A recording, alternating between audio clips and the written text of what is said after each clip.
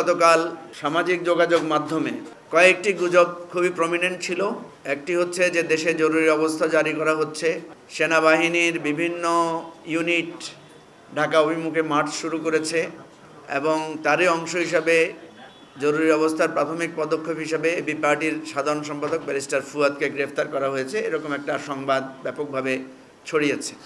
পতিত স্বৈরাচার এবং আওয়ামী লীগের এরা হচ্ছে পেইড, আমি যেটা বলবো যেটা হচ্ছে একদম উচ্ছৃঙ্খল পরিস্থিতি তৈরির জন্য, উচ্ছৃঙ্খলতা তৈরির জন্য, বিশৃঙ্খলা তৈরির জন্য একেবারে নিবেদিত লোকজন।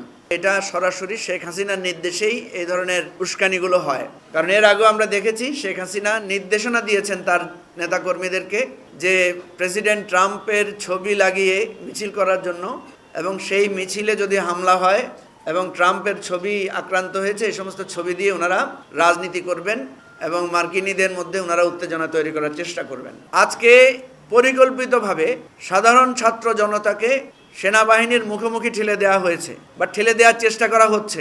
এই চেষ্টাটা শেখ হাসিনা 4 আগস্ট করেছিলেন, 5 আগস্ট করেছিলেন। পুলিশকে উনি মুখে ঠেলে দিয়েছেন, র্যাবকে জনগণের মুখে ঠেলে দিয়েছেন, বিজিবিকেও ঠেলে দেওয়ার চেষ্টা করেছেন, সেনাবাহিনীকেও জনগণের মুখোমুখি করার ঠেলে দেওয়ার চেষ্টা করেছিলেন। কিন্তু আমরা জানি সেনাবাহিনী অ্যাজ এ প্রতিষ্ঠান এটা প্রতিহত করেছিল, প্রতিবাদ করেছিল এবং এটাতে সম্মত হয় নাই। গতকাল সামাজিক যোগাযোগ মাধ্যমে কয়েকটি গুজব খুবই প্রমিনেন্ট ছিল। একটি হচ্ছে যে দেশে জরুরি অবস্থা জারি করা হচ্ছে, সেনাবাহিনীর বিভিন্ন ইউনিট ঢাকা অভিমুখে মার্চ শুরু করেছে এবং তারই অংশ হিসাবে জরুরি অবস্থার প্রাথমিক পদক্ষেপ হিসাবে এবি পার্টির সাধারণ সম্পাদক ব্যারিস্টার ফুয়াদকে গ্রেফতার করা হয়েছে, এরকম একটা সংবাদ ব্যাপকভাবে ছড়িয়েছে। তো গভীর রাত্রে এই ধরনের সংবাদ প্রচার হলে যেটা সমস্যা হয় যে যোগাযোগ খোঁজখবর নেওয়া এটা একটু অসুবিধা হয়। যদিও রমজান মাস থাকাতে সুবিধা হয়েছে যে আমরা সেহরির টাইমে অনেককে আমরা জাগ্রত পেয়েছি, অনেকের সাথে আমরা কথা বলতে পেরেছি। তো আমরা যত দ্রুত সম্ভব খবর চেক করে আমরা আপনাদেরকে জানিয়েছি যে এটা সম্পূর্ণ একটা গুজব এবং এটা খুবই দুঃখজনক যে আমরা সোশ্যাল মিডিয়াতে নানা রকম উত্তেজনাপূর্ণ নানা রকমের অস্থিরতা আমরা লক্ষ্য করছি এবং এই সমস্ত গুজবের উদ্দেশ্য কি সেটা আপনারা সবাই একটু আমরা বুঝতে পারছি।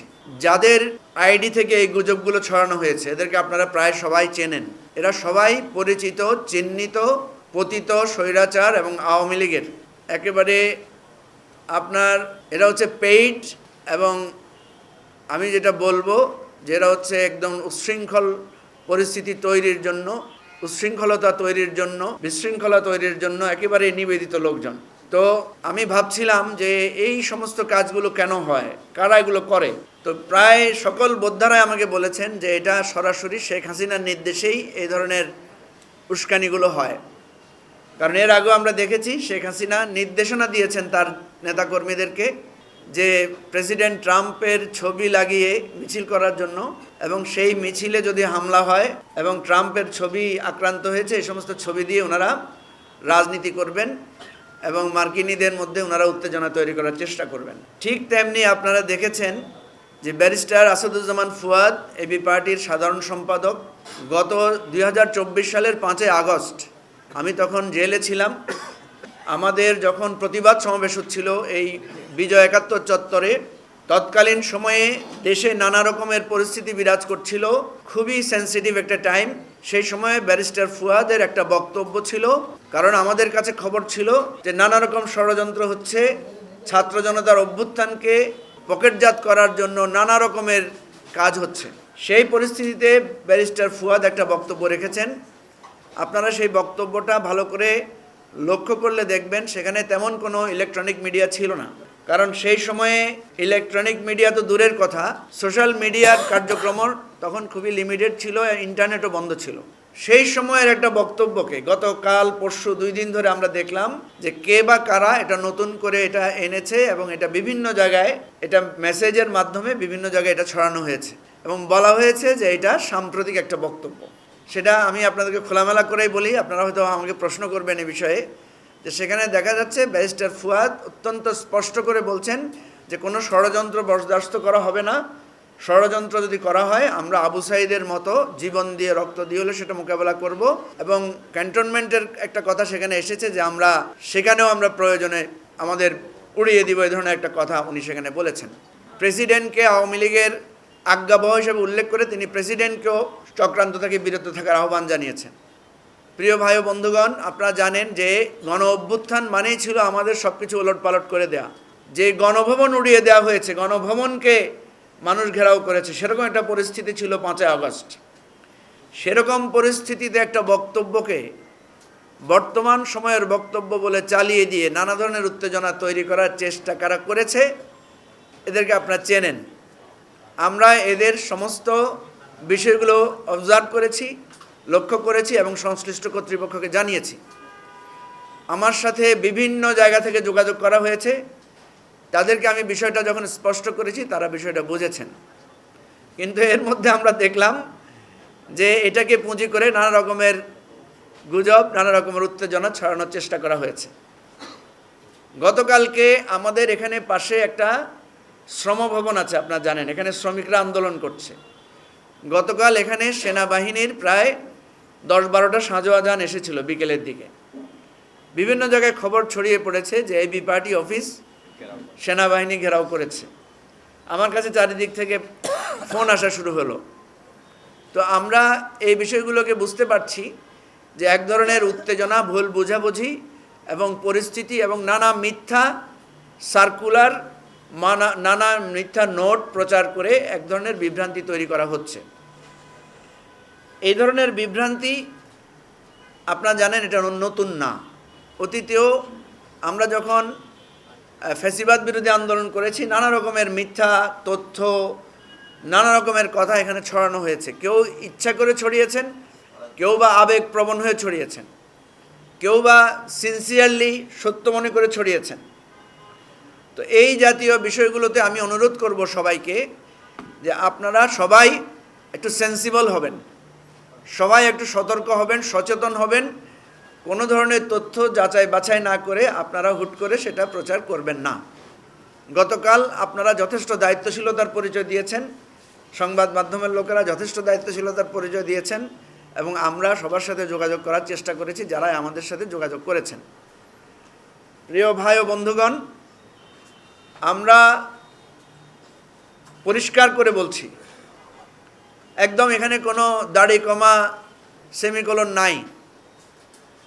আমাদের উপরে যখন কারফিউ জারি করা হয়েছিল, আমাদেরকে যখন হুলিয়া দেয়া হয়েছিল, আমাদেরকে যখন মন্ত্রী পরিষদ বিভিন্ন রাজনৈতিক দল থেকে যখন বলা হচ্ছিল যে আমাদেরকে নিশ্চিহ্ন করে দেওয়া হবে, আমাদেরকে বলতে আমি আমাদের সকল রাজনৈতিক দলের কথা বলছি, আল্লাহর রহমতে আমরা তখন কেউ পালিয়ে যাই নাই, আমরা কেউ গোপন জায়গা থেকে বসে বার্তা আদান প্রদান করি নাই। আমরা আপনাদের সাথেই ছিলাম। একটু আগে এখানে যে সমস্ত মিডিয়ার ভাইরা বলছিলেন যে কঠিন সময়ে আপনারা আমাদের পাশে ছিলেন, আমরা আপনারা একসাথে আন্দোলন করেছি। সুতরাং যে কোনো পরিস্থিতি মোকাবেলা করার, জীবন দেওয়ার, বুলেট বুকে পেতে নেয়ার অভ্যাস আমাদের দীর্ঘদিনের, এটা নতুন কোনো অভ্যাস না। আমাদের বয়স যা হয়েছে তার 3 ভাগের 2 ভাগ বয়সী আমরা এ ধরনের হুমকি ধমকি পরিস্থিতি মোকাবেলা করে আমরা রাজনীতি করি। প্রিয় ভাই ও বন্ধুগণ, আজকে পরিকল্পিতভাবে সাধারণ ছাত্র জনতাকে সেনাবাহিনীর মুখোমুখি ঠেলে দেওয়া হয়েছে বা ঠেলে দেওয়ার চেষ্টা করা হচ্ছে। এই চেষ্টাটা শেখ হাসিনা 4 আগস্ট করেছিলেন, 5 আগস্ট করেছিলেন। পুলিশকে উনি মুখে ঠেলে দিয়েছেন, র্যাবকে জনগণের মুখে ঠেলে দিয়েছেন, বিজিবিকেও ঠেলে দেওয়ার চেষ্টা করেছেন, সেনাবাহিনীকেও জনগণের মুখোমুখি করার, ঠেলে দেওয়ার চেষ্টা করেছিলেন। কিন্তু আমরা জানি সেনাবাহিনী অ্যাজ এ প্রতিষ্ঠান এটা প্রতিহত করেছিল, প্রতিবাদ করেছিল এবং এটাতে সম্মত হয় নাই। শুধু এইবার না, স্বৈরাচারী এরশাদও চেষ্টা করেছিলেন সর্বশেষ তার গদি রক্ষার জন্য সেনাবাহিনীকে জনগণের মুখোমুখি করে দেওয়ার। সেই সময় আমরা দেখেছি অ্যাজ এ ইনস্টিটিউশন বাংলাদেশ সেনাবাহিনী কখনো জনগণের মুখোমুখি দাঁড়ায় নাই। সেনাবাহিনীকে ব্যবহার করার চেষ্টা করা হয়েছিল অতীতেও, কিন্তু প্রতিষ্ঠান হিসাবে সেনাবাহিনীকে কেউ জনগণের মুখোমুখি দাঁড় করানোর জন্য ব্যবহার করতে পারে নাই, বরং কখনো কখনো উল্টা হয়েছে। সেজন্য আমরা স্বনির্বন্ধভাবে অনুরোধ করব, এখানে সেনাবাহিনী, পুলিশ, বিজিবি, আনসার আর আমরা সাধারণ জনগণ সবাই মিলে আমরা কিন্তু এই বাংলাদেশের নাগরিক। আমরা কিন্তু এই দেশের আলো বাতাসে বেড়ে উঠেছি। আমরা সবারই, যিনি সেনাবাহিনীর সদস্য, ওনার 4টা ভাই থাকলে আর 4টা ভাই এই দেশমাতৃকারী মা বাবারই সন্তান। সুতরাং ষড়যন্ত্র প্রাথমিকভাবে জয়ী হওয়ার একটা লক্ষণ দেখা দিতে পারে, ষড়যন্ত্র প্রাথমিকভাবে একটা উত্তেজনা তৈরি করতে পারে, কিন্তু চূড়ান্ত সময়ে ষড়যন্ত্র কখনো সফল হয় না। আমরা আওয়ামী লীগকে বারবার বুঝিয়েছিলাম। আপনারা জানেন এবি পার্টি একটা মধ্যপন্থী রাজনৈতিক দল। বাংলাদেশে মধ্যপন্থায় থাকা খুব কঠিন। আপনি মধ্যপন্থায় থাকলে আপনাকে কেউ না কেউ দালাল, কেউ না কেউ শত্রু মনে করবে। আপনাদের মনে থাকার কথা, আমাদের দলের সাধারণ সম্পাদক ব্যারিস্টার ফুয়াদ, উনি একটু আউটস্পোকেন, উনি বিদেশে লেখাপড়া করেছেন, যার কারণে এই বাংলাদেশ সম্পর্কে তার একটা প্রত্যাশা আছে, তার একটা ভালোবাসা আছে, যার কারণে তিনি এই দেশে ফিরে এসেছেন রাজনীতি করার জন্য, এবং নতুন ধারার রাজনীতির উনি একজন প্রবক্তা। যার কারণে আমরা দেখি সর্বস্তরে তার একটা কথার গ্রহণযোগ্যতা তৈরি হয়েছে। ভাই, মানুষ যদি 10টা কথা বলে তার 2টা ভুল হইতে পারে না? আপনাদের মনে আছে হাসনাত আব্দুল্লাহ একবার বিএনপির ভারপ্রাপ্ত চেয়ারম্যান তারেক রহমান সম্পর্কে একটা উস্কানিমূলক বা ভিন্ন ইঙ্গিতমূলক একটা বক্তব্য দিয়েছিল। ব্যারিস্টার ফুয়াদ এটার তীব্র প্রতিবাদ জানিয়েছিল। জানানোর পর আমরা দেখলাম যে বিএনপির সর্বস্তরে ব্যারিস্টার ফুয়াদকে সবাই খুব পছন্দ করা শুরু করলেন, সবাই খুব তাকে উৎসাহ দিলেন। পরে আবার আমরা দেখলাম যখন ব্যারিস্টার ফুয়াদ একদিন বিএনপির একটা মিটিংয়ে বিএনপির নেতাদের উদ্দেশ্য করে বলেছেন যে এখনই যদি আপনারা চাঁদাবাজ, সন্ত্রাসীদেরকে, দখলবাজদেরকে নিয়ন্ত্রণ করতে না পারেন, তাহলে ক্ষমতায় গেলে কিভাবে নিয়ন্ত্রণ করবেন। এই কথার কারণে ব্যারিস্টার ফুয়াদের বিরুদ্ধে এক শ্রেণীর বিএনপি সমর্থক, উগ্র সমর্থক একটা পক্ষ, একটা গ্রুপ, সবাই না, ব্যাপকভাবে তার বিরুদ্ধে আবার ক্ষোভ প্রকাশ করা শুরু করলেন। তো এই জায়গায় আমরা দেখি, আমরা যখন আমাদের কোনো কথা যখন কারো পছন্দ হয় তখন আমরা বাহবা পাই, যখন কারো একটু পছন্দ হয় না তখন সাথে সাথে তাকে একেবারে শত্রু বানিয়ে ফেলার একটা মনোভাব আছে। তো সেজন্য আমরা দেখেছি ব্যারিস্টার ফুয়াদ যখন কিছু কথা বলেছেন, বাংলাদেশ সেনাবাহিনীর কিছু কিছু সদস্যের রাজনৈতিক বিষয়ে যখন উনি কথা বলেছেন, এই বিষয়টাকে প্রাতিষ্ঠানিকভাবে সেনাবাহিনীর বিরুদ্ধে লিখে অনেকে অনেক কথা বলেছেন। ভাই, আমাদের দেশে যখন আন্দোলন হয় আমরা বলি না যে পুলিশ তুমি যতই মারো বেতন তোমার 612, এরকম একটা স্লোগানের কথা মনে আছে তো?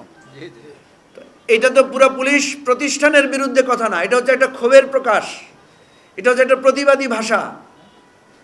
আপনারা জানেন যে জেনজিরা যখন আন্দোলন করেছিল তখন পুলিশের বিরুদ্ধে অনেক কথা বলেছিল, কিন্তু সেটা ছিল স্বৈরাচারী ফ্যাসিবাদী হাসিনার পুলিশ বাহিনীর বিরুদ্ধে। আমাদের প্রত্যেকটা বক্তব্য, প্রত্যেকটা কথা, প্রত্যেকটা প্রতিবাদ স্বৈরাচার এবং ফ্যাসিবাদের তল্পি বাহকদের বিরুদ্ধে, এবং আমাদের এই বক্তব্য অত্যন্ত ন্যায্য। আমরা মনে করি প্রত্যেকটা ইনস্টিটিউশন, আজকে যে পুলিশ প্রাতিষ্ঠানিকভাবে ধ্বংসপ্রাপ্ত, ক্ষতিগ্রস্ত হয়েছে, এটা নিশ্চয়ই বাংলাদেশ পুলিশের জন্য সঠিক হয় নাই, ভালো হয় নাই। সুতরাং রাজনৈতিক লোকেরা যখন কোনো প্রতিবাদ করে, রাজনৈতিক লোকেরা যখন কোনো কথা বলে, তখন সেটা ধ্বংসের জন্য, উস্কানির জন্য বলে না, সেটা একটা দায়িত্ববোধের জন্য বলে, সতর্কতার জন্য বলে। সেজন্য আমি আজকে এখানে স্পষ্ট করে বলতে চাই, আমাদের বক্তব্য, আমাদের ভূমিকা, আমাদের রাজনৈতিক যে বিশ্লেষণ, প্রত্যেকটাই হচ্ছে আমাদের দেশের কল্যাণের জন্য, এবং এগুলো যদি মানুষ মেনে চলে, প্রতিষ্ঠানগুলো মেনে চলে, তাহলে সেটা আমাদের জন্য বৃহত্তর কল্যাণ ডেকে আনবে।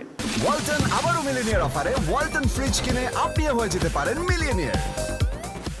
আমরা দৃঢ়ভাবে বিশ্বাস করি বাংলাদেশ যে জায়গায় আছে এই জায়গায় কেউ এককভাবে বাংলাদেশকে তুলে একটা সঠিক ডাইরেকশনে নিতে পারবে না।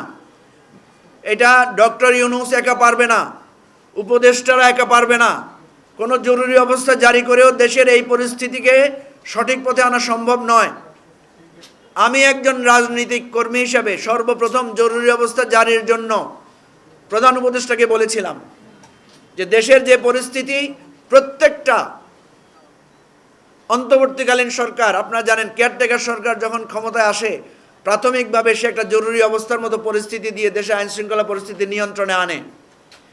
আমি প্রফেসর ডক্টর ইউনূসকে পরামর্শ দিয়েছিলাম যে স্যার আপনি এরকম একটা ভূমিকা নেন প্রথমে 3 মাস বা 6 মাসের জন্য। উনি হেসে বলেছেন যে তুমি আমাকে এত কঠোর হওয়ার কথা বলছো, আমি তো এত কঠোর কখনো হতে পারবো না। প্রিয় বন্ধুগণ, হয়তো professor doctor Yunus was right. তিনি হয়তো চাচ্ছেন এই দেশটাকে যে অস্থিরতার মধ্যে আছে, উনি কিন্তু ঠান্ডায় একটা ক্রমধারা অবলম্বন করছেন। আপনারা দেখেছেন দেশের রাজনৈতিক পরিস্থিতি আস্তে আস্তে একটা স্বাভাবিক পর্যায়ে আসছে। এই রমজানে অনেক উত্তেজনা হওয়ার কথা ছিল, দ্রব্যমূল্য নিয়ে রাজপথে বিক্ষোভ হওয়ার কথা ছিল, লোডশেডিং নিয়ে মানুষের ক্ষোভ হওয়ার কথা ছিল, সেটা হয় নাই। আমাদের বিমানের টিকিট, বিদেশে যেতে যে জুলুম ছিল সেটাকে উনি অনেক কমিয়ে এনেছেন। আস্তে আস্তে প্রত্যেকটা ক্ষেত্রে আন্তর্জাতিক মহলে সব জায়গায় এবার যে জাতিসংঘের মহাসচিব এসেছেন 4 দিনের সফরে, এটা বাংলাদেশের জন্য অসামান্য অসাধারণ অর্জন। সুতরাং আমাদের সবার সাহায্য লাগবে, সেনাবাহিনী, পুলিশ, বিজিবি, সরকার, উপদেষ্টারা, আমাদের সকল রাজনৈতিক দলের সহযোগিতা লাগবে এবং সহযোগিতা দিয়েই আমাদেরকে একটা জায়গায় পৌঁছাতে হবে। আমরা অনুরোধ করব, অনেক ন্যায্য কথা আছে, সেটাও কিন্তু কৌশলগতভাবে বলতে হয়। আমরা অনেক ন্যায্য কথা বলতে জানি, কিন্তু কৌশলগত কারণে আমাদেরকে রয়ে সয়ে অনেক কথা বলতে হচ্ছে। সুতরাং সবাইকে ধৈর্য ধারণ করতে হবে, সবাইকে একটা মাথা ঠান্ডা রেখে অস্থিরতা দূর করে চলতে হবে। আমি এর আগেও বলেছি, সেনাবাহিনী প্রধান বর্তমান পরিস্থিতিতে যে সমস্ত বিষয় বলেছেন রাজনৈতিক নেতাদের সাথে, এগুলো একান্ত ব্যক্তিগত আলাপ, এগুলো কোনো প্রাতিষ্ঠানিক মিটিং বা প্রাতিষ্ঠানিক আলাপ নয়। এই ধরনের আলাপকে জাতীয় পর্যায়ে এনে একটা পরিস্থিতি তৈরি করা, এই ধরনের আলাপ অতীতে অনেক হয়েছে। অনেক রাজনৈতিক নেতাদের সাথে আমার কথা হয়, তারা বলেছেন সেনা প্রধানের সাথে তাদের ব্যক্তিগত আলাপে নানা আলোচনা হয়েছে,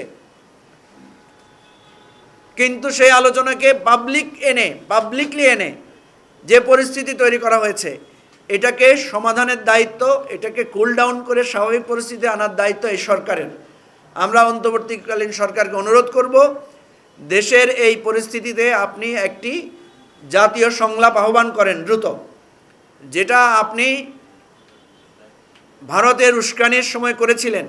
আমরা সকল রাজনৈতিক দলের নেতারা এক জায়গায় দাঁড়িয়ে সেখানে আপনার সাথে অঙ্গীকারাবদ্ধ হয়েছিলাম। আমি মাননীয় প্রধান উপদেষ্টাকে অনুরোধ করব, অতি শীঘ্রই একটা জাতীয় সংলাপ, জাতীয় বৈঠকের আহ্বান করেন, সেখানে আমরা খোলামেলা বিষয়গুলো নিয়ে আলোচনা করি এবং সবার অস্থিরতা দূর করে একাত্ম হয়ে আমরা কাজ করি।